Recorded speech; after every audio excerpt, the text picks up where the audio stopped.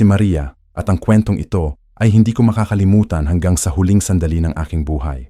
Noong 2014, naging saksi ako sa kakilakilabot na pangyayari sa bundok Mayon na magbabago sa lahat ng aking paniniwala tungkol sa mundo at sa mga nilalang na nakatira dito kasama natin. Lahat ay nagsimula sa isang simpleng plano para sa photography expedition. Ako at ang aming grupo ng mga explorer ay pumunta sa Albay upang kumuha ng mga larawan ng magagandang tanawin bago dumating ang tag-ulan. Si Roberto, ang aming team leader na may mahigit 10 taong karanasan sa mountaineering, ay nag-organisa ng expedition na ito.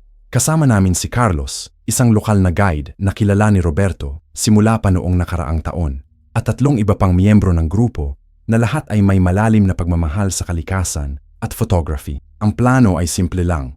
Aakyat kami sa lower slopes ng bundok Mayon para sa 3-day camping trip. Kumuha ng mga larawan ng sunrise at sunset at bumalik bago pa man dumating ang unang malakas na ulan ng tag-ulan. Ngunit hindi namin alam na ang Tufao Paulo ay mas mabilis pa sa inaasahan namin at ang lahat ng aming mga plano ay mababago sa loob lamang ng ilang oras. Nang umaga ng aming departure, ang panahon ay napakaganda. Ang sikat ng araw ay sumusuot sa mga ulap na nakapaligid sa tuktok ng bulkan, lumilikha ng mga kulay na hindi mo makikita sa kahit saan pa. Excited kaming lahat habang nag-prepare ng mga equipment, mga camera, tripods, camping gear, at sapat na pagkain para sa 3 araw. Si Carlos ang nangunguna sa amin sa daan, habang si Roberto naman ay nasa likod upang siguraduhin walang maiiwanan. Ang ganda ng panahon ngayon, sabi ni Carlos, habang tinitingnan niya ang kalangitan. Pero dapat tayo ay mag-ingat. Ang mga weather report ay nagsasabi na may papalapit na malaking bagyo. Hindi namin pinakinggan ng maayos ang babala na yon. Nasa mood kami para sa adventure at ang excitement ng pagkuha ng mga perfect shots ay mas malakas pa sa anumang pag-aalala tungkol sa panahon. Ngayon, sa pagbabalik tanaw, naiisip ko kung gaano katanga namin noon. Nagsimula kaming mag-trek ng 6:00 ng umaga. Ang mga unang oras ay napakasarap sa pakiramdam. Ang hangin ay presko, ang mga ibon ay umaawit, at ang mga tanawin ay sobrang ganda na halos hindi mo makapaniwala na totoo ang lahat. Kumuha kami ng maraming larawan sa mga waterfall na nadaanan namin, sa mga wild orchids na nakita namin sa mga puno, at sa mga rock formations na parang mga sculpture na ginawa ng kalikasan. Ngunit pagsapit ng tanghali, nagsimula na kaming makaramdam ng mga unang senyales ng paparating na Ang hangin ay naging mas malakas, at ang mga ulap ay nagsimulang magdilim sa kalangitan. Si Carlos ay naging mas tahimik, at nakita ko sa kanyang mata ang pag-aalala na hindi niya sinasabi sa amin. Siguro mas mabuti kung maghanap na tayo ng shelter, sabi niya, habang tinitingnan ang mga threatening clouds sa itaas. Ang bagyo ay mas malapit na sa inaasahan namin. Nagtungo kami sa isang mataas na lugar kung saan may mga malaking bato na pwedeng maging temporary shelter. Ngunit ang lakas ng hangin ay patuloy na tumitindi at nagsimula na ring umulan ng malakas. Ang mga drops ng ulan ay parang mga maliit na bato na tumatama sa aming mga balat. Sa loob ng ilang minuto, ang gentle rain ay naging torrential downpour. Ang visibility ay halos zero na, at ang mga daan na familiar kay Carlos kanina ay naging mahirap nang makita. Ang mga puno ay nagsimulang gumalaw ng napakalakas at narinig namin ang mga tunog ng mga sanga na nabubuwal sa hangin. Kailangan natin ng mas secure na lugar, sigaw ni Roberto sa gitna ng ingay ng bagyo. Ang kanyang boses ay halos hindi na marinig sa lakas ng ulan at hangin.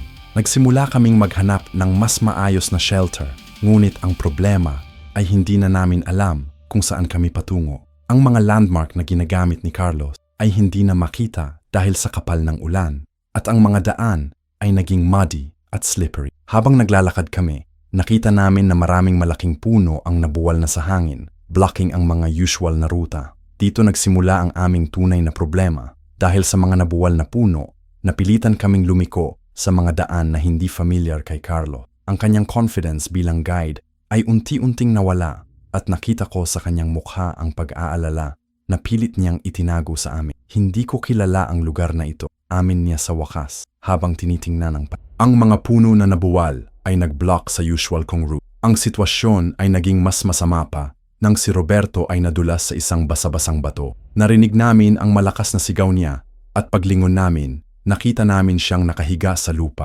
Hawak-hawak ang kanyang ankle. "Sprain!" sigaw niya, at makikita sa kanyang mukha ang sakit. Hindi ako makakalakad ng maayos. Ngayon ay nasa mas malaking problema na kami. May injured member kami. Wala kaming alam kung saan kami.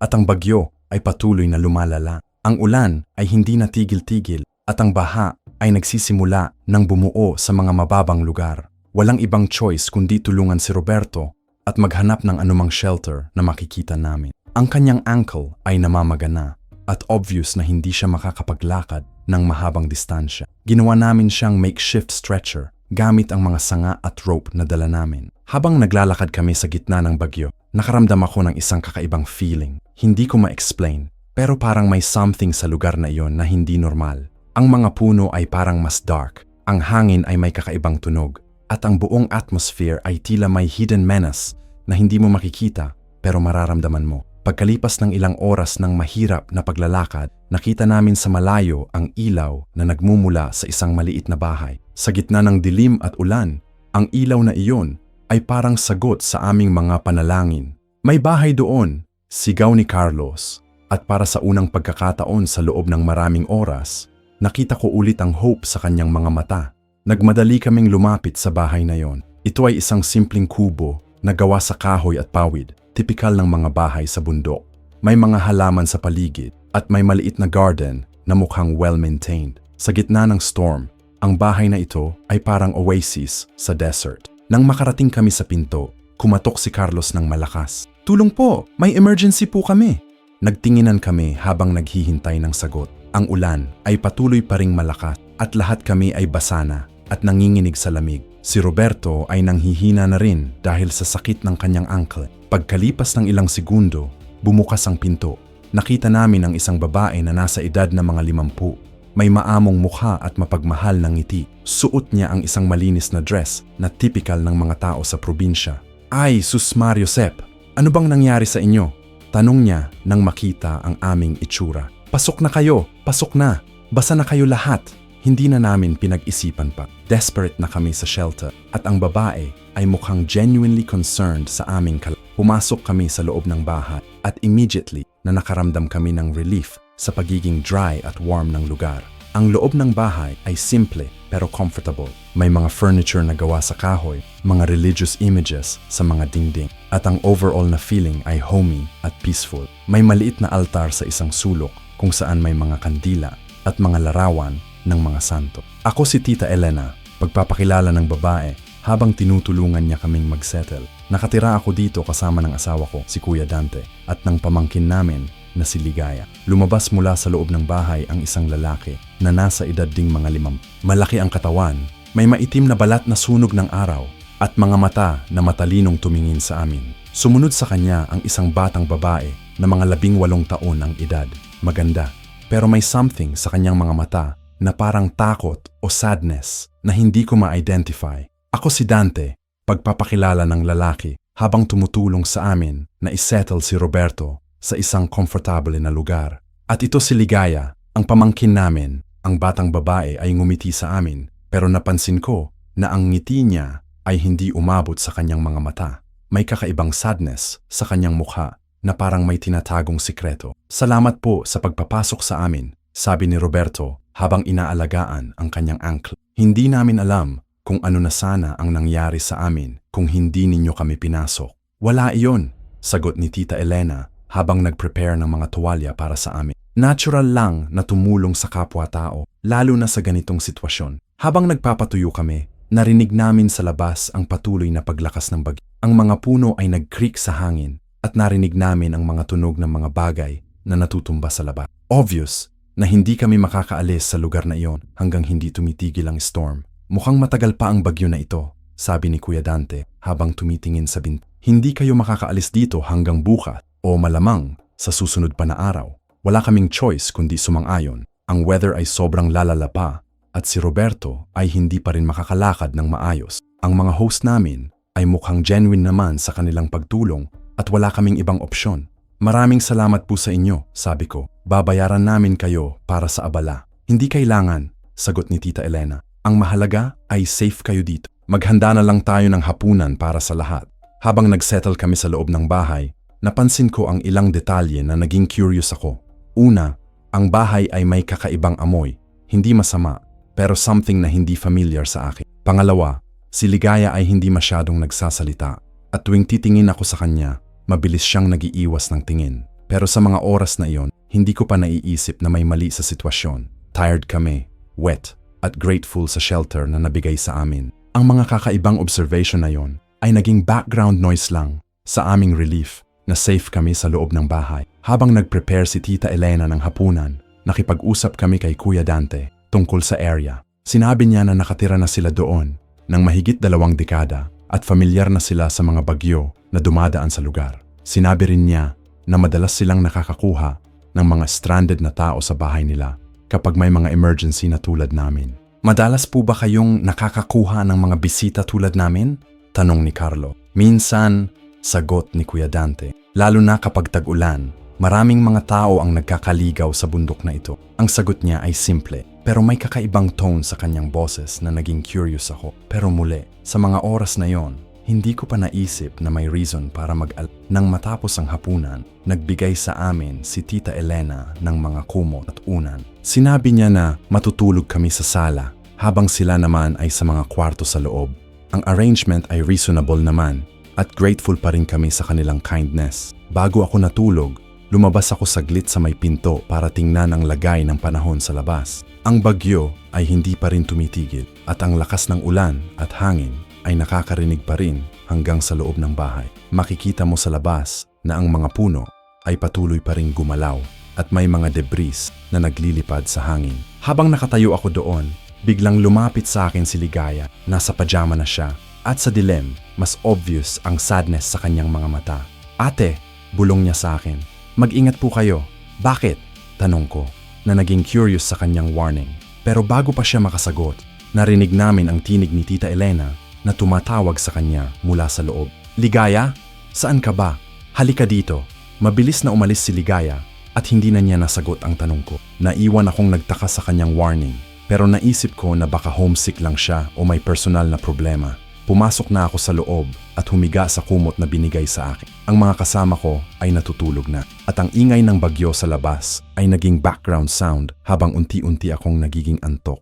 Pero bago ako tuluyang nakatulog, narinig ko sa loob ng bahay ang mga bulong na hindi ko ma-distinguish kung ano. May mga boses na nag-uusap sa loob pero hindi ko marinig ang mga sinasabi nila. Ang tono ay parang seryoso o worried pero dahil sa pagkakaantok ko, hindi ko na pinakinggan ng maayos. Ang huling naalala ko bago ako natulog ay ang warning ni Ligaya, mag-ingat po kayo. Hindi ko alam kung bakit pero ang mga salitang iyon ay naging nakadikit sa isip ko habang nagiging deeper ang tulog ko. Kinabukasan, magigising ako sa isang mundo na hindi ko inaasahan at magiging simula iyon ng pinaka-horrifying na experience ng buong buhay. Nagising ako sa tunog ng malakas na kidlat na parang bumutak sa malapit sa bahay. Ang kagabi ay hindi pa rin tumitigil ang ulan at ang ingay ng bagyo ay mas malakas pa kaysa sa nakaraang gabi. Pagmulat ko ng mata, nakita ko na gising na rin ang iba kong kasama. Lahat kami ay mukhang hinakakuha ng masyadong. Anong oras na kaya? Tanong ni Roberto habang inaalagaan pa rin ang kanyang ankle na namamaga pa rin.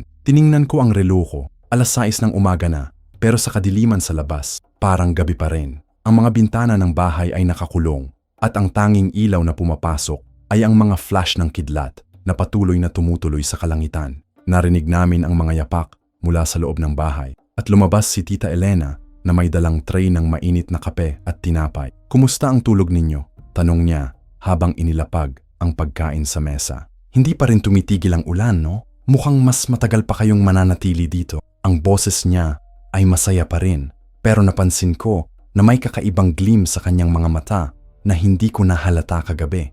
O baka dahil lang sa dim lighting ng bahay, kaya ganoon ang nakikita ko. Salamat po sa kape, sabi ni Carlos habang kumuha ng isang baso. Gaano po kadalas na ganito kalakas ang bagyo dito?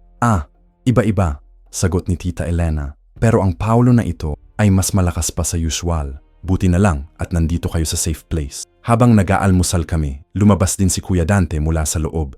Nakasuot siya ng malinis na polo pero napansin ko na may mga mancha sa kanyang mga kamay na parang dugo. Nang makita niya ako nakatingin, mabilis niyang itinago ang mga kamay niya sa likod. Ano pong trabaho ninyo dito sa bundok? Tanong ko, curious sa kanilang pamumuhay. Magsasaka kami, sagot ni Kuya Dante. May mga hayop kami sa likod. Mga manok, baboy, kambing. Kailangan namin alagaan sila kahit na may bagyo. Ang explanation ay reasonable naman, kaya hindi ko na pinakinggan pa. Pero ang stain sa kanyang mga kamay ay mukhang fresh at nakakapagtaka kung bakit siya nag-alaga ng hayop ng napakagapa sa umaga na may malaking bagyo. Pagkatapos namin mag-almusal, nagsuggest si Roberto na tignan namin kung may signal ang mga cellphone namin para makapag-contact sa outside world. Lahat kami ay walang signal at ang mga radyo namin ay puro static lang ang naririnig. Walang signal dito sa bundok, sabi ni Kuya Dante. Lalo na kapag may bagyo, kailangan ninyo pang bumaba sa baba para makakuha ng signal. Gaano po kalayo ang pinakamalapit na bayan? Tanong ni Carlos. Mga 2 oras na lakad kung walang bagyo, sagot si Tita Elena. Pero sa ganitong panahon, imposible na makarating doon ng buhay. Ang sinabi niya ay logical naman, pero ang paraan niya ng pagsasabi ng makarating doon ng buhay ay may kakaibang emphasis na naging uncomfortable ako. Habang nag-uusap kami, lumabas mula sa loob si Ligaya. Napansin ko agad na may mga fresh na pasa sa kanyang mga braso na hindi ko nakita. Ang mga pasa ay parang finger mark na parang hinawakan siya ng napakalakas ng somebody. Ligaya, ano yung mga pasa mo? Tanong ko, concerned sa nakita. Nakita ko na naging tense si Kuya Dante at Tita Elena nang marinig ang... Si Ligaya naman ay naging nervous at hindi niya masagot agad ang... Nadulas lang po ako kagabi, sagot niya ng mabaga. Sa dilim, hindi ko nakita ang mga furniture. Pero ang mga pasa ay clearly finger marks, hindi galing sa pagkakaunto. Naging mas curious ako, pero hindi ko na pinursue pa ang topic dahil obvious na uncomfortable ang lahat. Habang tumatagal ang araw, napansin ko ang iba pang kakaibang detalye sa bahay. Una, ang mga bintana ay lahat nakakulong hindi lang dahil sa bagyo, pero parang permanently sealed na. Pangalawa, may kakaibang putok na amoy na lumalabas mula sa isang kwarto, sa loob na hindi namin pinupuntahan. Pangatlo, si Ligaya ay laging nagmamadali. Kapag dadaan sa mga certain areas ng bahay, parang may takot siya sa mga lugar na iyon. Nang tanghali, nag-offer si Tita Elena na mag-prepare ng lunch para sa amin. Ano pong gusto ninyong kainin? Tanong niya. May mga ingredients naman kami dito. Kahit ano po, sagot ni Roberto. Grateful na kami sa lahat ng binibigay ninyo. Sige, magluluto ako ng special dish namin dito, sabi ni Tita Elena na may kakaibang ngiti. Sigurado akong magugustuhan ninyo. Habang nagluluto siya, napansin ko na tumungo si Kuya Dante sa likuran ng bahay kung saan supposedly nasa mga hayop nila. Pero hindi ko narinig ang anumang tunog ng mga manok o baboy na sinabi niya kanina. Curious ako, kaya nag-excuse ako na pupunta sa banyo para makalabas saglit. Lumabas ako sa likuran ng bahay at nakita ko si Kuya Dante na may kasamang maliit na balde na may laman na hindi ko ma-identify. Ang laman ay parang red liquid na may kasamang solid pieces. Nang makita niya ako, mabilis niyang itinago ang balde. Nag-CCR ka ba? Tanong niya. Ang CR ay doon sa may gilid. Salamat po, sagot ko. Pero nakita ko pa rin na naging nervous siya nang makita niya ako. Pagbabalik ko sa loob, nakita ko na almost ready na ang lunch na niluluto ni Tita Elena. Ang amoy ay masarap, typical ng mga Filipino stew, pero may kakaibang scent na hindi ko ma-identify. Ano pong luto ninyo? Tanong ko. Kambing, sagot niya. Fresh na fresh, kagabi lang namin kinuhaan. Ang sagot niya ay naging curious ako. Kagabi ay sobrang lakas ng bagyo at unlikely na makakakuha sila ng fresh meat sa ganoong panahon. Pero baka naman nag-prepare na sila beforehand. Nang ihain na ang pagkain, lahat kami ay naging excited. Hindi kami nakakakain ng masarap na hapunan simula kahapon at ang amoy ng lutuin ay talagang nakakagutom. Ang ulam ay mukhang typical stew na may mga gulay at meat pieces. Nagsimula na kaming kumain at ang lasa ay surprisingly good. Ang meat ay tender at ang sauce ay flavorful. Pero habang kumakain ako, napansin ko na may kakaibang aftertaste na hindi ko ma-identify. Hindi siya masama, pero iba sa usual na lasa ng kambing na nakakain ko before. Masarap po ang luto ninyo, compliment ni Carlos. Parang iba ang lasa ng kambing ninyo dito. Siguro dahil sa paraan namin ng pag-alaga, sagot ni Tita Elena. Special feed kasi ang ginagamit namin. Habang kumakain kami, napansin ko na si Ligaya ay hindi kumakain. Nakaupo lang siya sa tabi at ang mga mata niya ay parang distant at sad. Nang tanungin ko siya kung bakit hindi siya kumakain, sinabi lang niya na hindi siya nagugutom. Pagkatapos ng lunch, nakaramdam kami ng kakaibang drowsiness. Hindi ito normal na antok pagkatapos kumain, but parang may something na nag-induce sa amin ng sleepiness. Lahat kami ay naging sluggish at heavy ang pakiramdam. Mukhang pagod kayo, sabi ni Tita Elena. Mag-rest na lang kayo. Hindi namin na-question pa ang advice niya. Totoo namang tired kami. at ang cozy na atmosphere ng bahay ay conducive sa pagtulog. Lahat kami ay humiga ulit sa mga kumot na binigay sa amin. Pero habang natutulog ako, nagkakaroon ako ng mga kakaibang panaginip. Nakikita ko si Carlos na tumatakbo sa gubat at may mga nilalang na humahabol sa kanya. Nakikita ko rin si Ligaya na umiiyak sa isang dark na kwarto at may mga boses na nagsasalita sa language na hindi ko maintindihan. Nagising ako ng biglaan dahil sa isang malakas na tunog na parang may nahulog na malaking bagay sa loob ng bahay. Pagmulat ko ng mata, nakita ko na dark na sa labas at ang mga kasama ko ay tulog pa rin ng mahimbing. Ang tunog ay galing sa loob ng bahay, sa area na hindi namin pinupuntahan. Tumayo ako ng maingat para hindi magising ang mga kasama ko at lumapit sa pinto na papunta sa loob ng bahay. Narinig ko ang mga boses na nag-uusap sa loob pero hindi Tagalog ang gamit niya. Ang language ay parang ancient o dialect na hindi ko kilala.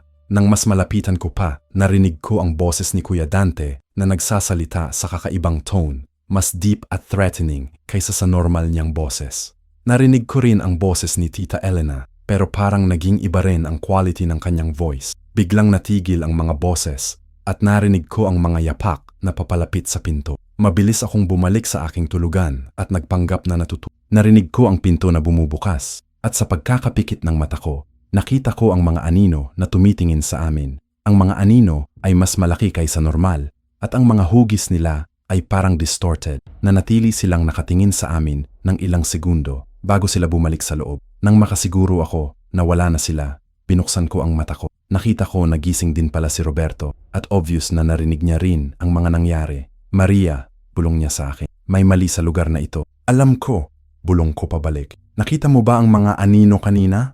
Nakita ko, sagot niya. Hindi normal ang mga hugis nila.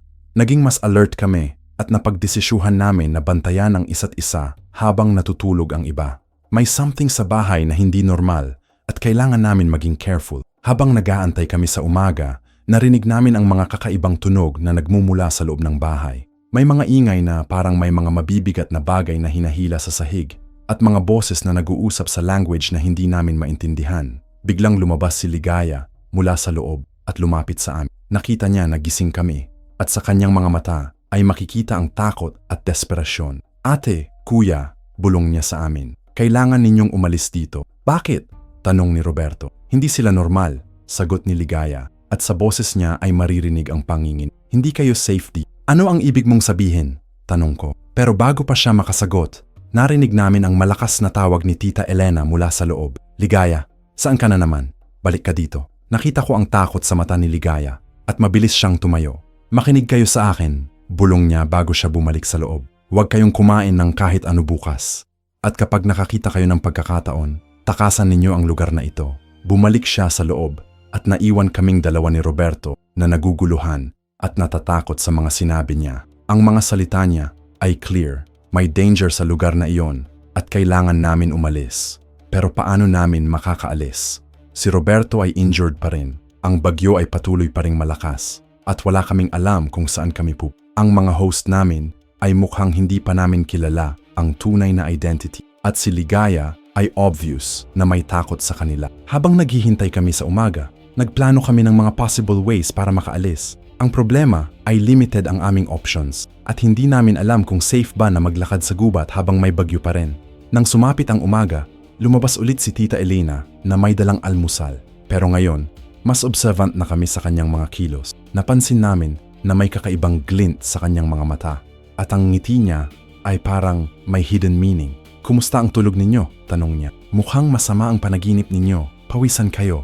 Hindi namin sinagot agad ang tanong niya. Mas naging careful na kami sa mga sasabi. Okay lang po, sagot ni Roberto. Siguro dahil sa init.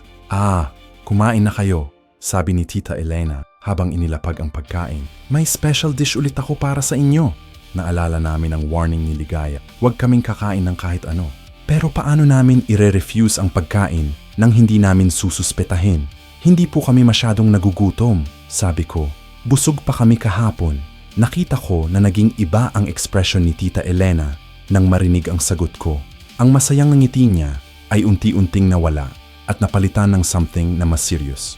Dapat kumain kayo, sabi niya, at ang tone ng boses niya ay naging mas authoritative. Kailangan ninyo ng lakas para sa journey ninyo.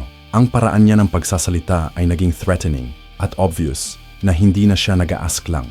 Nag-o-order na siya sa amin na kumain. Ang friendly host na nakita namin noong una ay unti-unting nagiging somebody else. Ang tension sa loob ng bahay ay tumindi nang makita namin ang pagbabago sa ugali ni Tita Elena.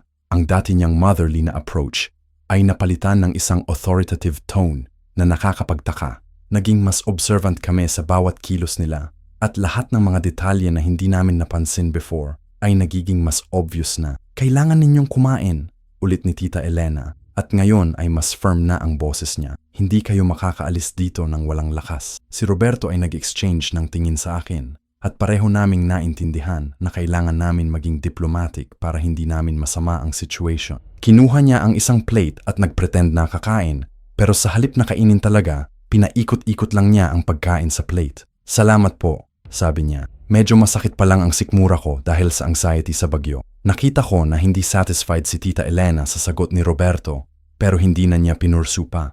Pero ang mga mata niya ay naging mas watchful sa amin, parang bantayan niya ang bawat kilos namin. Lumabas si Kuya Dante mula sa loob at ngayon ay mas obvious na ang kakaibang aura niya. Ang dating friendly na lalaki ay may kasamang menacing presence na hindi mo ma-ignore. Ang mga mata niya ay mas matalim at ang paraan niya ng pagtingin sa amin ay parang pina-assess niya kung gaano kami kalakas o kahin. Kumusta ang uncle mo? Tanong niya kay Roberto, pero ang tone ay hindi concerned, mas observational. Masakit pa rin po, sagot ni Roberto. Hindi pa ako makakalakad ng maayos.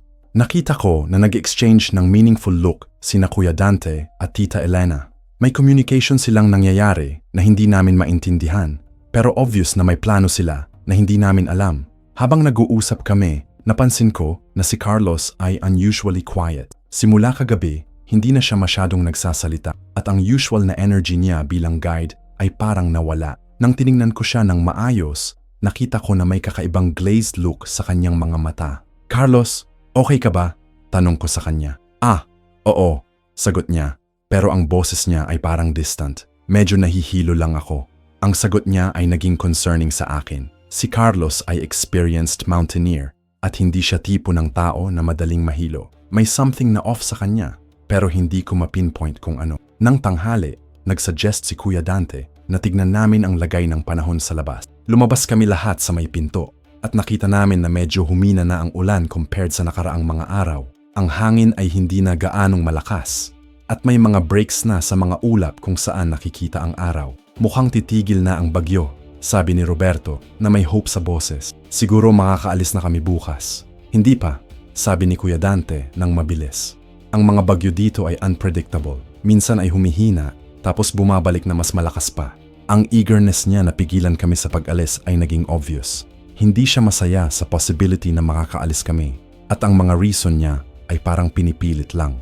Pero kung humina na talaga, sabi ko, siguro okay na nasubukan namin maglakad kahit dahan-dahan. Hindi, sabi ni Tita Elena na may authority sa boses. Delikado pa rin. Dapat kayo ay manatili pa dito. Ang insistence nila na manatili kami ay naging red flag na. Kung genuine lang ang concern nila sa safety namin, they would encourage us na umalis kapag safe na. Pero ang ginagawa nila ay opposite. Parang gusto nila na manatili kami sa bahay nila. Habang nag-uusap kami sa labas, nakita ko si Ligaya na nakatingin sa amin mula sa bintana. Ang expression sa kanyang mukha ay desperate at parang gusto niyang sabihin sa amin ang something na hindi niya masabi habang nandoon sina Tita Elena at Kuya Dante. Nang bumalik kami sa loob, nag-excuse ako na mag-CR. Pero sa halip na pumunta sa banyo, lumapit ako sa bintana kung saan nakita ko si Ligaya. Nakita ko siyang nasa likurang bahagi, nakatago sa mga halaman. Lumabas ako sa likod ng maingat at lumapit sa kanya. Nang makita niya ako, ang relief sa kanyang mukha ay obvious. Ate, bulong niya, kailangan ninyong umalis dito ngayon na. Bakit? Ano ba ang totoo? Tanong ko. Naging hesitant siya sa pagsagot, pero nakita ko sa kanyang mga mata na may malaking takot. Hindi sila ordinaryong tao, sabi niya. Sila ay mga aswang. Ang salitang aswang ay tumama sa akin na parang malakas na sampal. Alam kong mga Filipino legends lang iyon, mga kwentong pampatakot na sinasabi sa mga bata. Pero ang seriousness sa mukha ni Ligaya ay hindi nagbibiro. Aswang? Ulit ko, hindi makapaniwala sa narinig ko. Oo, sagot niya. At sa boses niya ay maririnig ang panginginig. Kumakain sila ng tao. Ang mga taong tumitigil dito, hindi na sila nakakaalis. Nakaramdam ako ng malamig na takot na kumalat sa buong Kung totoo ang sinasabi ni Ligaya, nasa malaking danger kami. Paano mo nalaman? Tanong ko. Nakita ko na sila before, sagot niya, at ang mga mata niya ay naging watery. Ako ay hindi talaga pamangkin nila. Ako ay dating katulad ninyo, isang taong na stranded. Pero hindi ako nakakaalis. Ginawa nila akong servant at pinapanood nila ako para hindi ako makatakot. Ang revelation na iyon ay nakakagulat. Si Ligaya ay hindi family member nila. Siya ay captive, katulad naming posibleng maging. Ano ang ginagawa nila sa mga tao? Tanong ko, kahit na takot ako sa sagot. Pinapakain nila sila ng mga luto na may halong drugs para maging weak sila. Tapos, hindi niya natapos ang sasabihin niya. Pero makikita sa kanyang mukha ang horror ng mga nakita niya. Ang meat na kinain namin kahapon, nagsimula ko. Hindi iyon kambing, sabi ni Ligaya. Iyon ay yung taong dumating dito last week, isang hiker na naligaw din. Nakaramdam ako ng matinding pagkakasuya. Ang masarap na ulam na kinain namin kahapon ay human flesh. Nagtakip ako sa bibig ko para hindi sumuka. At si Carlos, tanong ko, natatakot sa sagot. Binigyan nila siya ng mas malakas na drug kagabi, sabi ni Ligaya, para maging obedient siya. Siya ang susunod na, hindi na niya tinuloy ang sasabihin niya, pero naintindihan ko na. Si Carlos ay magiging next victim nila. Kailangan namin siyang iligtas, sabi ko. At kailangan namin umalis dito ngayon. Hindi ninyo kaya, sabi ni Ligaya. Sila ay malakas at may mga kapangyarihan na hindi ninyo maintindihan. Ang tanging chance ninyo ay kung mag-aantay kayo ng tamang timing. Kailan ang tamang timing? Tanong ko. Mamaya, kung gabi na, sagot niya. Doon sila nag-transform at nag-hunt. Pero doon din kayo may chance na makatakbo kasi pagod sila pagkatapos ng transformation. Biglang narinig namin ang tinig ni Tita Elena na tumatawag. Maria, Ligaya, saan kayo? Kailangan ko nang bumalik, sabi ni Ligaya. Pero tandaan ninyo, huwag na kayong kumain ng kahit ano. At kapag narinig ninyo ang mga kakaibang tunog mamaya, iyon na ang sign na magsisimula na sila. Doon ninyo subukan makatakbo. Bumalik siya sa loob at naiwan akong natataranta sa lahat ng narinig ko. Kailangan kong i-inform si Roberto tungkol sa lahat ng ito. Pero kailangan kong maging careful para hindi nila mapansin. Bumalik ako sa loob at nakita ko na nandoon pa rin lahat. Si Carlos ay nakaupo pa rin sa sulok, pero mas obvious na ngayon ang glazed look sa kanyang mga mata. Parang wala na siyang free will at nagiging puppet na lang siya ng mga host namin. Lumapit ako kay Roberto at bumulong. Kailangan natin mag-usap, sabi ko sa kanya. May importante akong sasabihin. Nakita ni Tita Elena na nagbubulong kami at lumapit sa amin. Ano ang pinag-uusapan ninyo? Tanong niya na may suspicion sa boses. Nag-aalalang lang kami sa family namin, sagot ni Roberto. Baka worried na sila sa amin. Huwag kayo mag-alala, sabi ni Tita Elena. Safe kayo dito at hindi kayo makakakuha ng contact sa labas hanggang hindi pa tuluyang tumitigil ang bagyo. Ang assurance niya ay hindi comforting, mas threatening pa. Parang sinasabi niya na walang makakatulong sa amin at wala kaming choice, kundi manatili sa kontrol nila. Nang hapon, nag-offer ulit si Tita Elena na maghanda ng hapunan. Pero ngayong alam na namin ang totoo, ang offer niya ay naging sinister sa pandinig namin. Hindi po kami masyadong nagugutom, sabi ko. Medyo may upset stomach kami. Kailangan ninyo kumain, sabi niya ng mas firm, para may lakas kayo. Ang irony ng statement niya ay hindi namin namarasanasa. Ang lakas na gusto niyang makuha namin ay para sa kanilang benefit, hindi para sa amin. Siguro mamaya na lang po, sabi ni Roberto. Medyo may nausea pa kami. Nakita ko na naging irritated si Tita Elena sa paulit-ulit naming pag-refuse. Ang fasad ng mabait na host ay unti-unting nawawala at napalitan ng isang mas dark na personality. Dapat kumain kayo, sabi niya, at ngayon ay may slight growl sa kanyang boses. Hindi maganda ang mangyayari sa inyo kung hindi kayo kakain. Ang threat ay hindi na subtle. Clear na sinasabi niya na may consequences kung hindi namin susundin ang gusto niya. Habang nagsisimula ng gumabii, naging mas tense ang atmosphere sa loob ng bahay. Nakita namin na naging mas restless sina Tita Elena at Kuya Dante. Parang may inaantay silang mangyari. Si Carlos naman ay naging mas out of it. Parang zombie na lang na nakaupo doon. Nang mag-alas 8 ng gabi, nagsimula kaming makarinig ng mga kakaibang tunog mula sa labas. Hindi ito tunog ng bagyo. Ito ay mga animal sounds na hindi natural. May mga howling at growling na narinig namin na hindi galing sa mga normal na hayop. Nakita namin na naging mas excited sina Tita Elena at Kuya Dante nang marinig ang mga tunog na ito. Nag-exchange sila ng meaningful looks at parang nag-communicate sila na hindi namin maintindihan. Ano pong mga tunog iyon? Tanong ni Roberto. Kahit na may idea na kami kung ano. Mga ligaw na aso, sagot ni Kuya Dante. Pero ang ngiti sa kanyang mukha ay hindi convincing. Madalas silang mag-ingay kapag gabi. Pero ang mga tunog ay hindi galing sa mga aso. May something sa mga sound na iyon na primal at threatening na nagpapalakas ng Biglang tumayo si Kailangan naming lumabas sandali. May check kami sa mga hayop sa likod. Kayo ay magstay lang dito. Ayoko ninyong lumabas sa bahay, dagdag ni Kuya Dante. At ang tone niya ay clearly warning na. Delikado sa labas. Lumabas silang dalawa at nang makinig kami sa mga yapak nila, narinig namin na hindi sila pumunta sa likod. Pumunta sila sa gubat sa harap ng bahay. Pagkaalis nila, mabilis akong lumapit kay Roberto at inumlat sa kanya lahat ng nalaman ko kay Ligaya. Ang shock sa kanyang mukha ay obvious, pero hindi siya naging hindi naniniwala. Aswang? Tanong niya. Akala ko mga alamat lang iyon. Ako din, sagot ko. Pero lahat ng mga signs ay consistent sa sinabi ni Ligaya. Ang weird na behavior nila, ang pagpilit sa amin na kumain, ang mga kakaibang tunog sa gabi. At si Carlos? Tanong niya habang tumingin sa kaibigan namin na parang wala sa mundo. Drugged, sagot ko. At siya ang susunod na magiging victim. Naging silent kami para ma-absorb ang lahat ng information. Ang reality na nasa danger kami ay sinking in na at kailangan namin mag-decide kung ano ang gagawin namin. Sabi ni Ligaya, mamaya kapag nag-transform na sila, doon tayo may chance na makatakbo, sabi ko. Pero paano natin dadalhin si Carlos? Tanong ni Roberto. At ang ankle ko ay hindi pa okay. Kailangan natin subukan, sagot ko. Walang ibang option. Biglang bumukas ang pinto at pumasok si Ligaya na mukhang takot at hurried. Nagsimula na, bulong niya sa amin. Nakita ko sila sa labas. Nag-transform na sila. Anong itsura nila? Tanong ko, kahit natakot ako sa sagot.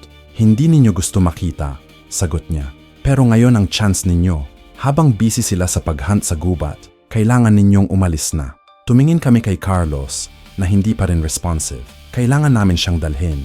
Pero mahihirapan kami dahil sa condition niya at sa ankle ni Roberto. May back exit ba dito? Tanong ni Roberto. Meron, sagot ni Ligaya. Sa kusina. Pero kailangan ninyong mag-ingat. Minsan ay bumabalik sila ng hindi inaasahan. Nagsimula kaming mag-prepare para sa escape. Kinuha namin ang mga important na gamit namin at sinubukan namin gisingin si Carlos. Pero kahit anong gawin namin, hindi siya fully responsive. Carlos, bulong ni Roberto sa kanya. Kailangan natin umalis dito. Delikado tayo. Sagot lang ni Carlos. Pero hindi siya gumagala. Wala kaming choice kundi buhatin siya.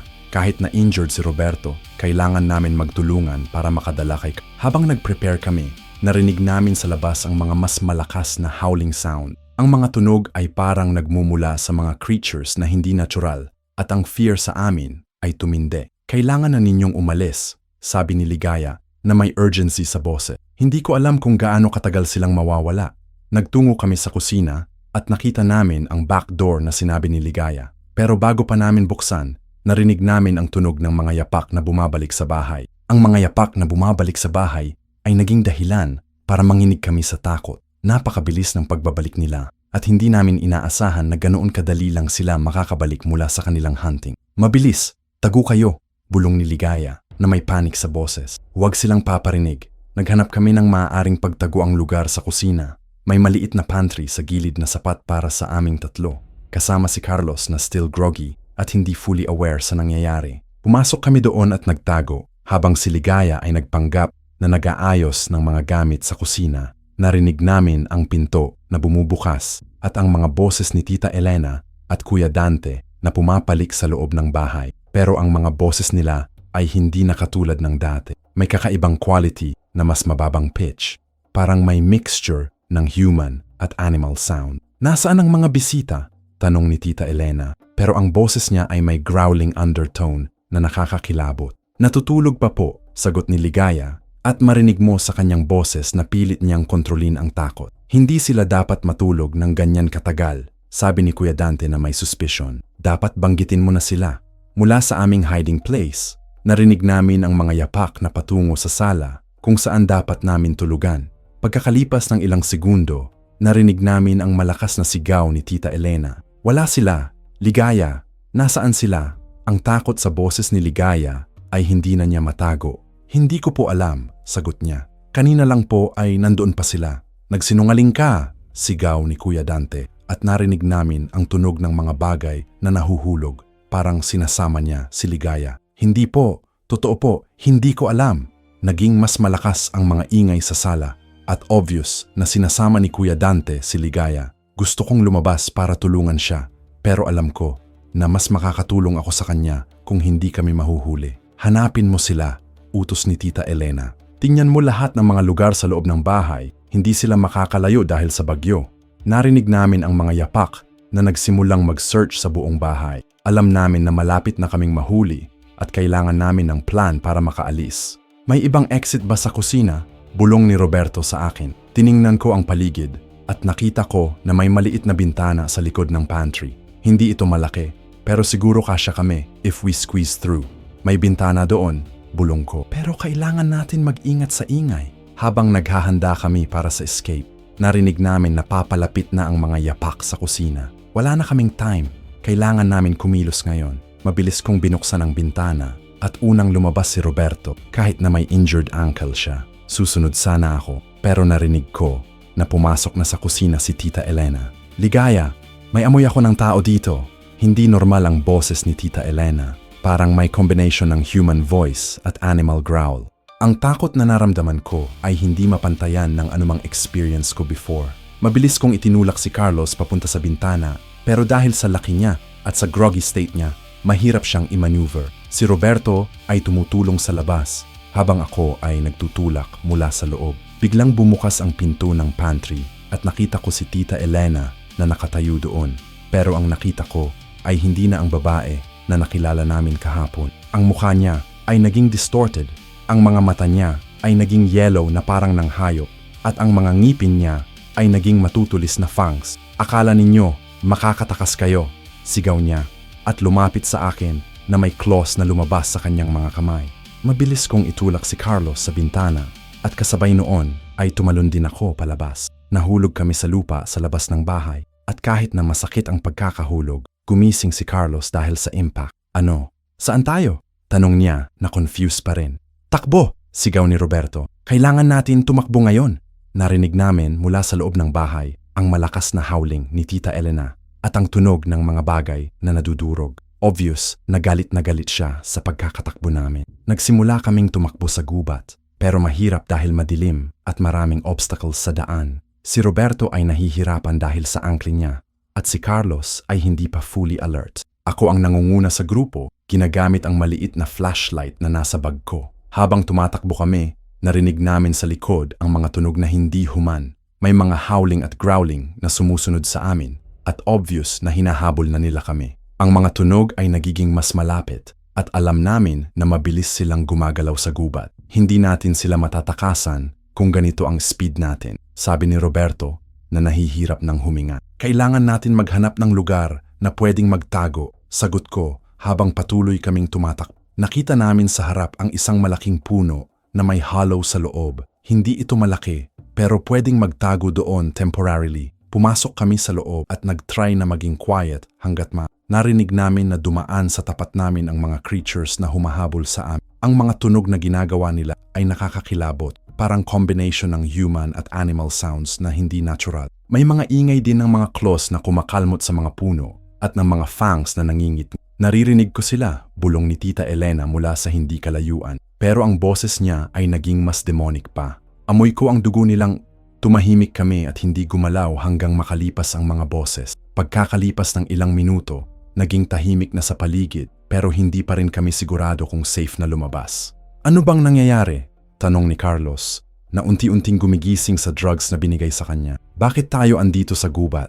Inexplain ko sa kanya ng mabilis ang lahat ng nalaman namin tungkol sa mga hosts namin. Ang shock sa kanyang mukha ay obvious. Pero dahil sa condition niya, hindi niya agad na process ang lahat. Aswang? Ulit niya. Hindi ba mga kwentong barbero lang iyon? Hindi, sagot ni Roberto. Nakita namin ang totoo nila kanina. Hindi sila normal na tao. Habang nag-uusap kami, biglang narinig namin ang tunog ng mga yapak na papalapit ulit. Pero ngayong mas close na, mas clear ang mga tunog. Hindi ito normal na human footsteps.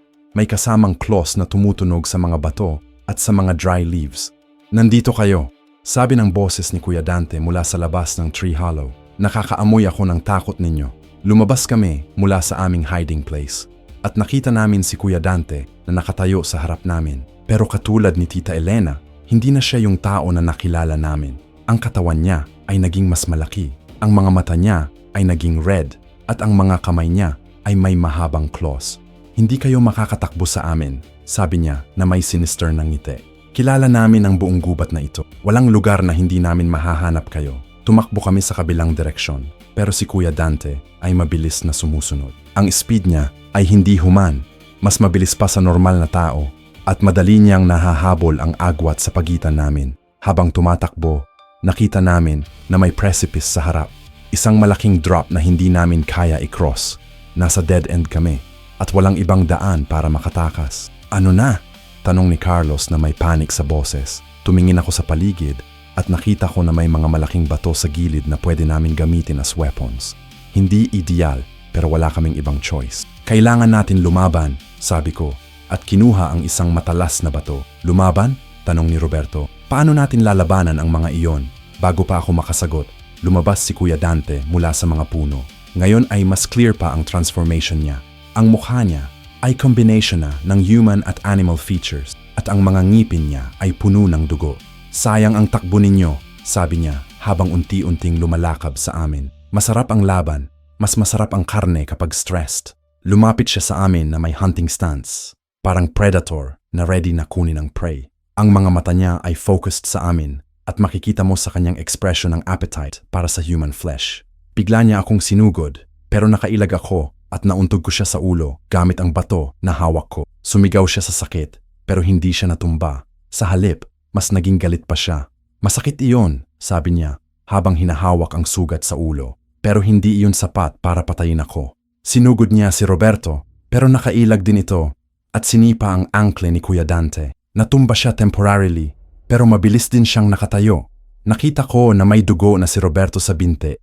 Nasugatan siya ng claws ni Kuya Dante, pero patuloy pa rin siyang nakikipaglaban. Si Carlos ay kinuha ang isang malaking sanga at ginawa itong weapon. Kahit na groggy pa siya, natutuhan niya kung paano makipaglaban para sa buhay niya. 3 kayo, 1 lang ako, sabi ni Kuya Dante na may ngiti pa rin. Pero hindi pa rin kayo panalo. Biglang naging mas aggressive ang movements niya. Ginagamit niya ang claws niya para mang-attack at ang strength niya ay mas malaki kaysa sa normal na tao. Nahirapan kaming mag-defend, lalo na't injured si Roberto at groggy pa si Carlos. Pero habang nakikipaglaban kami, nakita ko na may weakness din siya. Kapag nasugatan siya, tumatagal siyang mag-recover. At kapag na-distract siya sa isang direction, hindi niya agad napapansin ang attack mula sa ibang direction. Roberto, Carlos, sigaw ko.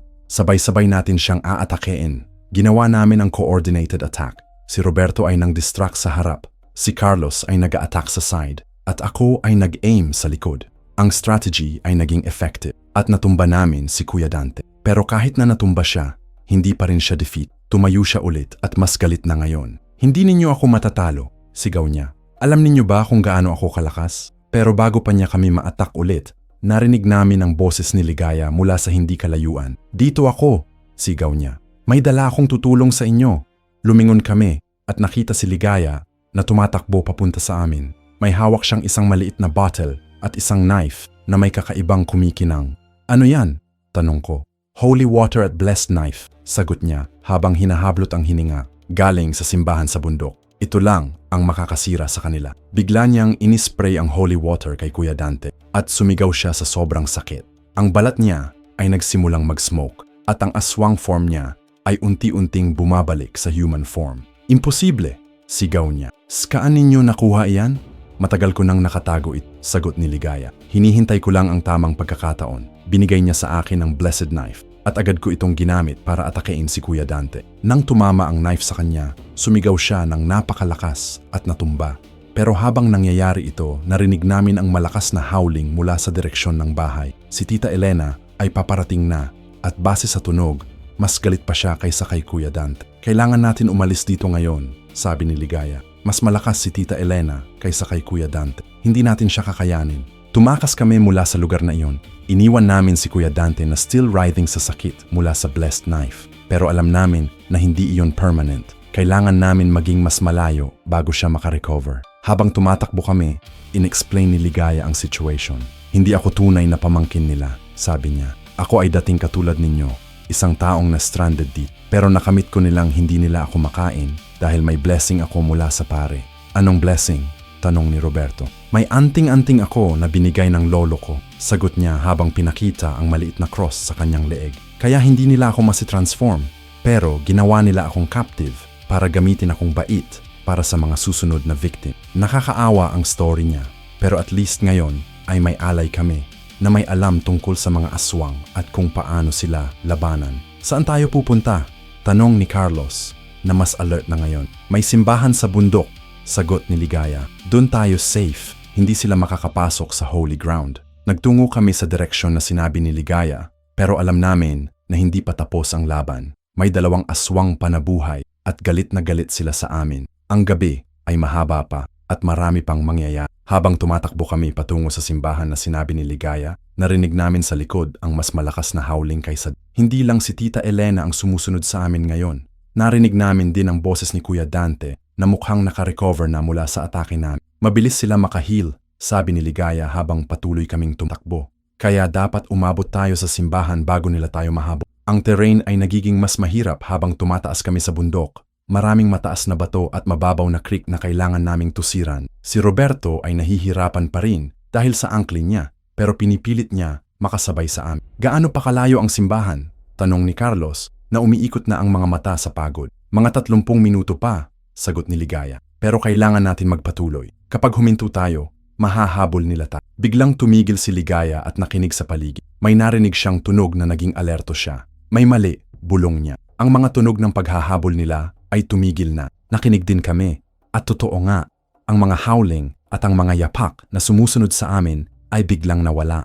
Ang gubat ay naging eerily quiet maliban sa mga normal na tunog ng mga insekto. Ano ibig sabihin yon? Tanong ni Roberto. Either pumigil sila sa paghahabol, sabi ni Ligaya, o ginagamit nila ang ibang strategy para dakpin tayo. Hindi maganda ang pakiramdam na dulot ng silence na iyon. Mas nakakatakot pa ito kaysa sa mga ingay na naririnig namin kanina kasi hindi namin alam kung ano ang ginagawa nila. Nagpatuloy kami sa paglalakad pero mas careful na ngayon. Ginagamit ko ang flashlight ng very minimal para hindi kami makita pero sapat para makita namin ang daan. Pagkakalipas ng mga 10 minuto ng tahimik na paglalakad, nakita namin sa harap ang ilaw na nagmumula sa isang structure. Ang structure ay mukhang lumang simbahan na gawa sa mga bato na tipikal ng mga simbahan sa mga bundok ng Pilipinas. Iyon na ang simbahan, sabi ni Ligaya na may relief sa boses. Kapag nakarating tayo doon, safe na tayo. Pero habang papalapit kami sa simbahan, napansin namin na may isang figure na nakatayo sa harap ng entrance. Nang mas mapalapit kami, nakita namin na si Tita Elena iyon, pero sa human form niya. Akala ninyo makakatakas kayo sa akin. Sabi niya na may malamig na ngiti. Kilala ko ang lahat ng lugar dito. Mas matagal pa akong nakatira dito kaysa sa inyo. Naging helpless ang pakiramdam namin. Ang simbahan na akala namin ay magiging safe haven namin ay na-block na ni Tita Elena. At base sa posisyon niya, hindi kami makakapasok doon. Paano siya nakarating doon ng mas maaga pa sa atin? Tanong ni Carlos. Mga aswang ay may special abilities, sagot ni Liga. May mga shortcuts sila na hindi namin alam. Si Tita Elena ay unti-unting naglalakad papunta sa amin. Sa bawat hakbang niya, mas nagiging obvious ang transformation niya. Ang mga mata niya ay naging yellow, ang mga ngipin niya ay lumaki, at ang mga kuko niya ay naging claws. Pagod na ako sa laro na ito, sabi niya, na may irritation sa boses. Oras na para kumain. Biglang sumulpot si Kuya Dante mula sa mga puno sa likod namin. Nasa transformed state din siya at obvious na hinintay niya lang na makalapit kami sa simbahan para matrap kami. Ngayon ay wala na kayong takas, sabi ni Kuya Dante. Sa harap ang simbahan na hindi ninyo maabot, sa likod ay ako. Nasa dead end na naman kami. Pero sa pagkakataong ito, hindi na kami makakatakbo.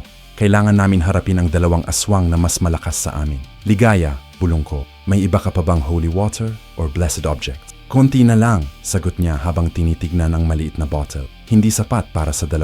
Nag-isip ako ng mabilis. Kailangan namin ng strategy para makatakas sa situation na ito. Tumingin ako sa simbahan at nakita ko na may mga religious symbols sa labas, mga cross at mga images na pwedeng magbigay ng protection. Kailangan natin makalapit sa simbahan, sabi ko. Kahit hindi tayo makapasok sa loob, baka may power din ang mga symbol sa labas. Paano?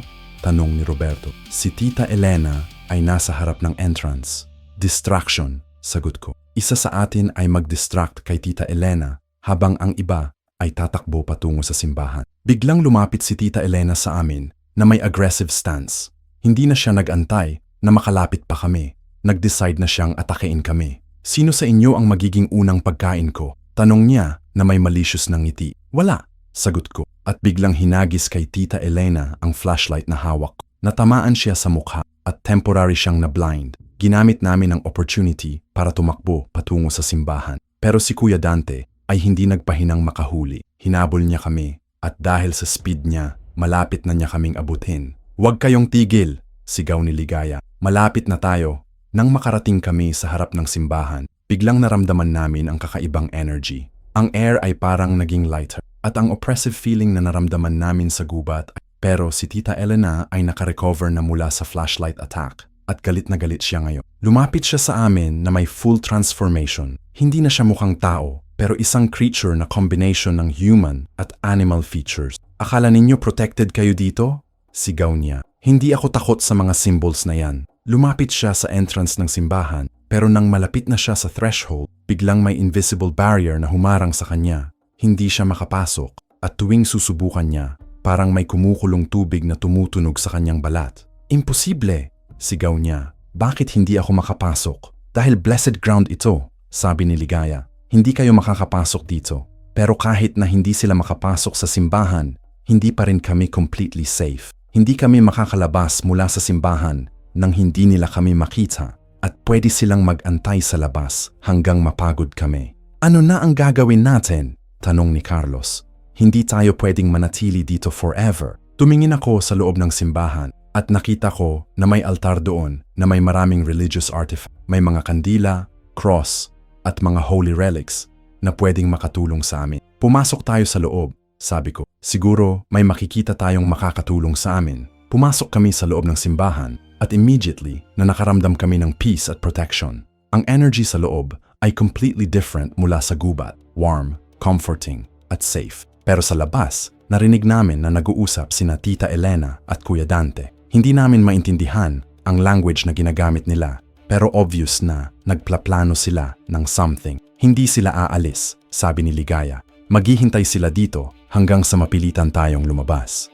Nag-explore kami sa loob ng simbahan at nakita ko na may isang lumang priest na nakaupo sa altar. Hindi ko siya napansin agad dahil sa dim lighting, pero nang lapitin ko siya, nakita ko na matatanda na siya at mukhang naging hermit sa simbahan. Padre, tawag ko sa kanya. Tumaas ang tingin niya sa akin at nakita ko sa kanyang mga mata ang wisdom at peace na nakakuha ng decades ng pag-serve sa simbahan. Mga anak, sabi niya na may mabagal na boses. Nakita ko na ang mga nangyari sa labas. Alam ko kung bakit kayo nandito. Padre, kailangan po namin ng tulong, sabi ko. May mga aswang sa labas na gusto kaming kainin. Alam ko, sagot niya. Matagal ko nang kilala ang mga nilalangang iyon. Marami na silang na-victim sa nakaraang mga taon. May paraan po ba para matalo natin sila? Tanong ni Roberto. Tumayo ang priest at naglakad patungo sa altar. Kinuha niya ang isang matalik na cross na gawa sa silver at isang bottle ng holy water na mas malaki kaysa sa dala ni Ligaya. May paraan, sabi niya, pero dangerous. Kailangan ninyo harapin sila gamit ang mga blessed objects na ito at kailangan ninyo maging matatag sa pananampalataya. Ano ang gagawin namin? Tanong ni Carlos. Ang mga aswang ay may weakness sa mga blessed objects at sa matatag na pananampalataya, explain ng. Pero kailangan ninyo hindi lang physical na lumaban, kailangan din ninyo spiritual na makipaglaban. Binigay niya sa akin ang silver cross, kay Roberto ang malaking bottle ng holy water, at kay Carlos ang isang rosary na mukhang very old at powerful. Ano kay Ligaya? Tanong ko. Si Ligaya ay may special role, sabi ng priest habang tumingin sa kanya. Siya ay may pinakamalakas na connection sa spiritual realm sa inyo. Dahil sa matagal niyang stay di, lumapit ang priest kay Ligaya at whispered sa kanya ang something na hindi namin narinig. Pagkatapos, binigay niya sa kanya ang isang maliit na bottle na may kakaibang liquid. Ano yan? Tanong ni Ligaya. Holy oil na blessed ko personally, sagot ng priest.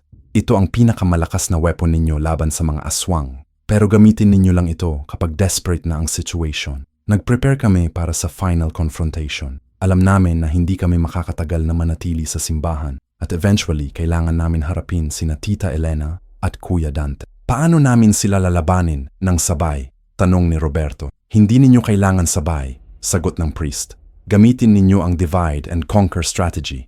I-separate ninyo sila at laban ninyo sila one-on-one. Pero paano namin sila ma-separate? Tanong ko. Ako ang mag-distract sa isa, sabi ni Ligaya. May special connection ako kay Tita Elena dahil sa matagal kong stay sa kanilang bahay. Kaya kong madistract siya. Hindi, sabi ko. Masyadong dangerous yun para sa'yo. Kailangan, sagot niya. Ako lang ang pwedeng gumawa niyon. At saka, may protection ako. Hinawak niya ang cross sa kanyang leeg. Nag-decide kami na susubukan ang plan. Pero bago kami lumabas, nag-pray muna kami kasama ang priest. Hiniling namin ang protection at strength para sa laban na haharapin namin. Handa na ba kayo? Tanong ng priest. Handa na, sagot namin. Lumabas kami mula sa simbahan at nakita namin na naghihintay pa rin sina Tita Elena at Kuya Dante sa labas. Pero ngayon, may confidence na kami dahil sa mga blessed objects na hawak namin. Akala ninyo tapos na ang laban? Sabi ni Tita Elena nang makita niya kami. Ngayon lang, nagsisimula. Tama, sagot ko habang hawak ang silver cross. Ngayon lang nagsisimula ang tunay na laban. Nagsimula ang final confrontation sa harap ng simbahan. Ang moonlight ay nagcast ng mga eerie shadows sa paligid, lumilikha ng perfect setting para sa battle na magaganap. Sina Tita Elena at Kuya Dante ay nasa kanilang full aswang form na ngayon. Ang kanilang mga mukha ay distorted combination ng human at animal feature. Ang kanilang mga mata ay nagbublaze ng yellow light at ang kanilang mga claws ay nakahanda na para. Ligaya, simulan mo na ang plan. Bulong ko. Lumapit si Ligaya kay Tita Elena na may confident na posture. Kahit na nakikita ko sa kanyang mga mata ang takot. Tita Elena, tawag niya. Matagal na akong naghihintay na makausap ka ng personal. Nagtaka si Tita Elena sa approach ni Ligaya. Hindi niya inasahan na direktang lapitan siya.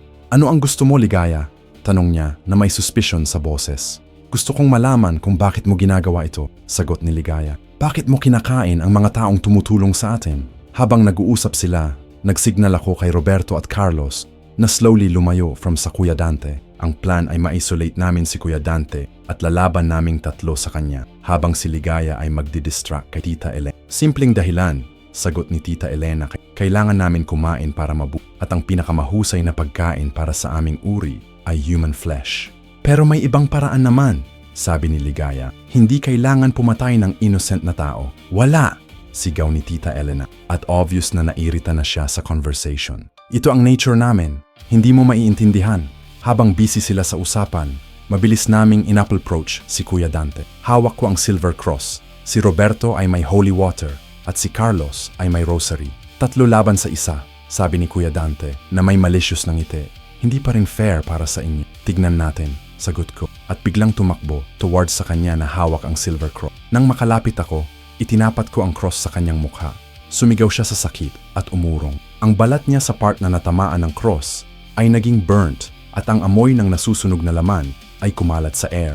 Ginamit ni Roberto ang opportunity para ispray ang holy water sa katawan ni Kuya Dante. Ang reaction ay mas malala pa. Ang balat niya ay nagsimulang mag-steam at sumigaw siya ng napakalakas na parang naaapoy. Imposible! Sigaw niya. Bakit ganyan kalakas ang mga gamit ninyo? Dahil blessed ng totoo ang mga ito, sagot ni Carlos habang ginagamit ang rosary as weapon. Pero kahit na obviously in pain si Kuya Dante, hindi pa rin siya sumuko. Sa halip, mas naging aggressive pa siya. Ginagamit niya ang mga claws niya para mag-slash sa air, hoping na matamaan niya kami. Nakakuha siya ng lucky hit kay Roberto sa braso at agad na nagdugo ang sugat. Pero hindi tumigil si Roberto. Patuloy pa rin siyang nag-spray ng holy water. Habang nangyayari ang laban namin kay Kuya Dante, narinig namin sa kabilang side ang escalating na conversation ni Ligaya at Tita Elena. Hindi mo ako lolokohin, Ligaya, sigaw ni Tita Elena. Alam ko ang ginagawa mo. Tinitira mo lang ako para makatakbo ang mga kaibigan mo. Hindi, sagot ni Ligaya, pero obvious na nahuli na ang plan. Totoong gusto kong makausap ka. Lumapit si Tita Elena kay Ligaya na may threatening stance. Pero biglang nakatitnog si Ligaya ang holy oil na binigay sa kanya ng priest at inispray niya ito kay Tita Elena. Ang reaction ay hindi namin inaasahan. Si Tita Elena ay nagsimulang mag-convulse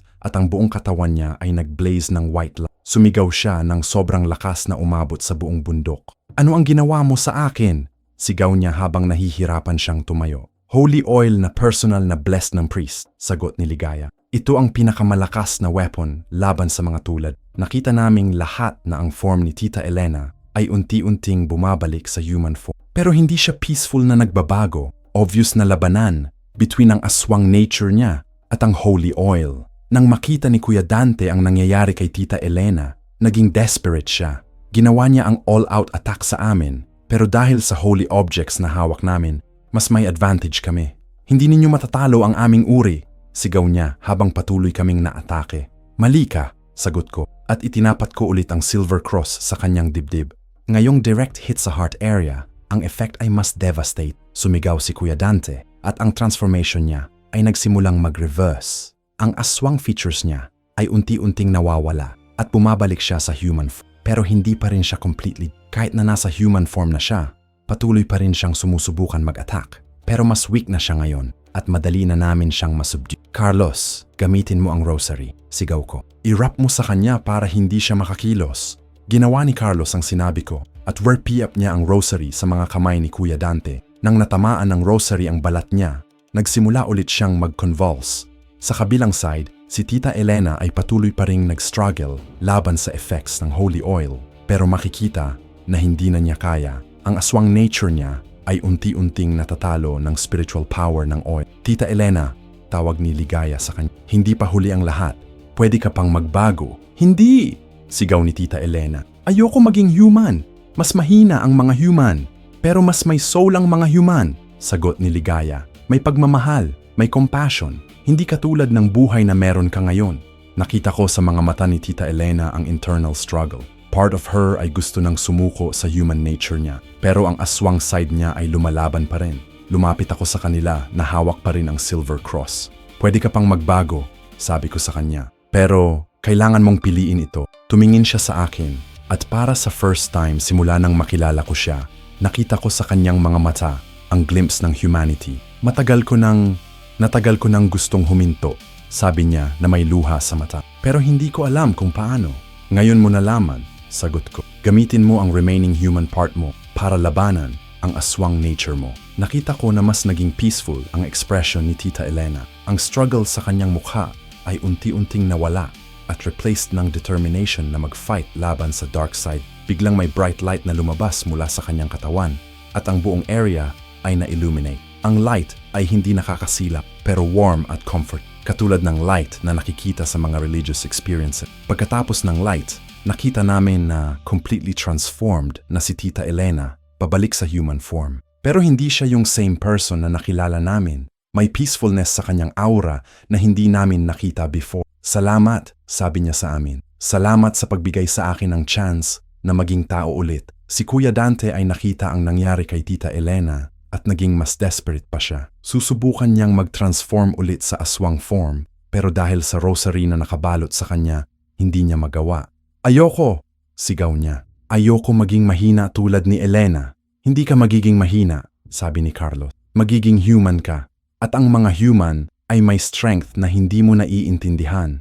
Pero si Kuya Dante ay mas stubborn kaysa kay Tita Elena. Patuloy siyang lumalaban laban sa transformation. At obvious na mas committed siya sa aswang nature niya. Kailangan natin gawin ang something else, sabi ni Roberto. Hindi siya susuko tulad ni Tita Elena. Nag-isip ako ng mabilis. Kung hindi siya susuko voluntarily, kailangan namin gumamit ng mas malakas na spiritual power. Ligaya, tawag ko. May natira ka pa bang holy oil?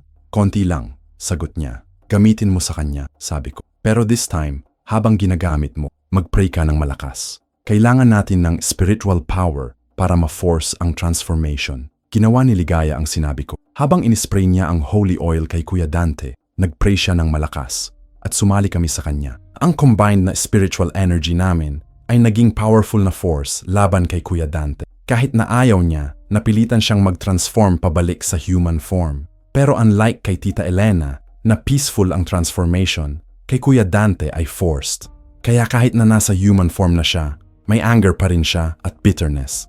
Hindi ko mapapatawad ang ginawa ninyo sa akin, sabi niya habang nakatitig sa amin. Hindi mo kailangan magpasalamat, sagot ko.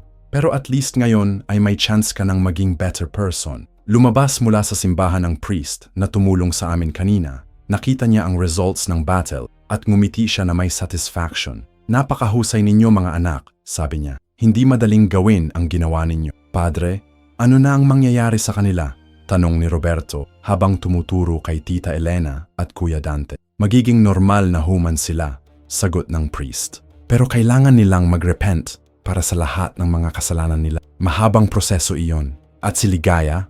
Tanong ko. Si Ligaya ay pwede na ring umalis, sagot ng priest. Wala na siyang reason na manatili dito laban sa kanyang will. Naging emotional si Ligaya nang marinig iyon. Matagal na niyang hinihintay ang araw na magiging free siya. Salamat sa lahat, sabi niya sa amin. Hindi ko magagawa ito ng mag-isa. Nang umaga na, naging clear na, tapos na ang bagyo. Ang panahon ay naging maganda at ang sun ay nag-shine sa gubat na para bang walang nangyaring masama. Bumaba kami sa bundok kasama si Ligaya. Ang journey ay mas madali na ngayon kasi may guide kami na kilala ang tamang daan at wala ng mga aswang na humahabol sa amin. Nang makarating kami sa civilized area, nakita namin ang full extent ng damage na ginawa ng Tufang Paulo. Maraming mga bahay ang nasira, mga puno ang nabuwal, at mga kalsada ang hindi passable. Pero ang mga tao ay nag-cooperate para sa recovery efforts. Kinontak namin ang mga families namin para ipaalam na safe kami. Ang relief nila ay obvious sa mga boses nila. Worried sila sa amin dahil walang communication sa loob ng 3 araw. Si Carlos ay nakatakwali na sa effects ng drugs na binigay sa kanya ng mga aswang. Naalala na niya ang lahat ng nangyari at shocked siya sa mga revelation. Hindi ko akalain na may mga aswang talaga, sabi niya, habang nagre-reflect sa experience. Akala ko mga kwentong barbero lang iyon. Ako din, sagot ko. Pero ngayon, alam na natin na may mga bagay sa mundo na hindi natin fully naintindihan. Si Roberto ay na-treat ang ankle niya sa local clinic at nalaman namin na may hairline fracture pala yun. Pero mas worse pa sana ang injury kung hindi namin siya natulungan during our escape. Si Ligaya ay nag-decide na sumama sa amin pabalik sa Manila. Wala na siyang family sa area at gusto niya ng fresh start sa bago lugar. Tinulungan namin siya mag-apply ng mga documents at mag-settle sa city. Sa mga sumusunod na taon, naging close kami ni Ligaya. Naging part siya ng buhay namin at naging parang kapatid namin siya. Hindi namin kailanman nakalimutan ang experience namin sa Bundok Mayon at naging bonding factor iyon para sa aming friendship. Ang experience na iyon ay nag-change sa perspective namin tungkol sa buhay. Natuto kaming maging mas appreciative sa normal na araw-araw na buhay at naging mas conscious kami sa mga spiritual aspects ng existence. Regular kaming bumabalik sa area para mag-conduct ng humanitarian missions. Tinulungan namin ang mga local communities na mag-recover mula sa damage ng bagyo at nag-contribute kami sa rebuilding efforts. Sa mga mission na yon, nakita namin ulit sina Tita Elena at ang priest na tumulong sa amin. Si Tita Elena ay naging active member ng community at nag-dedicate ng buhay niya sa pag-help sa mga victims ng natural disasters. Ang transformation niya mula sa aswang to helpful human ay naging inspiration sa lahat ng nakakaalam sa story niya. Ang priest ay patuloy pa ring nagsiserve sa simbahan sa bundok. Sabi niya, mas naging meaningful ang service niya after ng experience na yon kasi na-prove niya sa sarili niya na tunay nga ang spiritual power na ginagamit. Hindi namin na makita si Kuya Dante sa mga subsequent visits namin. According sa mga local, umalis siya mula sa area pagkatapos ng incident at walang nakakaalam kung saan siya napunta.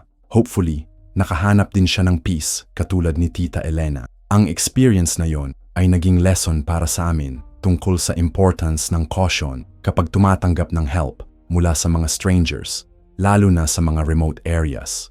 Natuto rin kaming makinig sa instincts namin kapag may something na off sa situation. Pero higit sa lahat, natuto kaming mag-appreciate sa power ng faith at ng spiritual strength. Walang mga blessed objects, walang spiritual guidance ng priest, at walang collective prayer namin, hindi namin matatalo ang mga aswang. Ngayon, tuwing may mga natural disasters, active kaming nagpa-participate sa relief operation. Ginawa namin itong mission namin na tulungan ang mga taong na-affect ng mga disasters as way of giving back sa community na naging witness sa aming struggle. Ang story na ito ay reminder sa lahat na may mga mystery pa sa mundo na hindi natin fully naintindihan at dapat tayong maging prepared sa unexpected. Pero at the same time, nag-prove din ito na ang good ay palaging mananalo laban sa evil basta may determination tayo at hindi tayo Hindi madali ang experience na yun, pero grateful kami na naranasan namin. Naging stronger kami as individual at as friends at naging mas meaningful ang buhay namin dahil sa mga lessons na natuto. Kaya sa mga makakabasa ng story na ito,